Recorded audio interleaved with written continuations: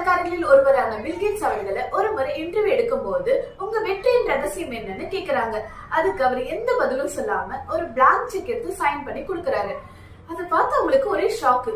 Sir, தப்பா நினைச்சுக்கிட்டீங்க, நான் கேட்டது உங்க வெற்றியின் ரகசியம் என்ன அப்படின்னு திரும்ப கேக்குறாங்க.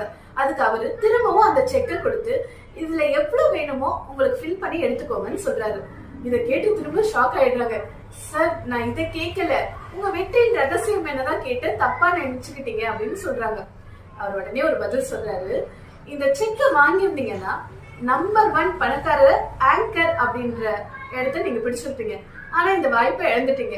ஆனா எனக்கு கிடைக்கிற எந்த வாய்ப்புகளையும் நான் தவற விடுறது இல்லைன்னு ரொம்ப சிம்பிளா சொல்லிட்டாரு. இதுல பெரிய அர்த்தம் இருக்கு. நம்ம சுத்தியும் நிறைய வாய்ப்புகள் இருக்கு, ஆனா அதை நம்ம பயன்படுத்துறது இல்ல. சின்ன சின்ன வாய்ப்புகளையும் பெரிய பெரிய வெற்றிகள் ஒளிஞ்சிருக்கு. சோ எந்த வாய்ப்பையும்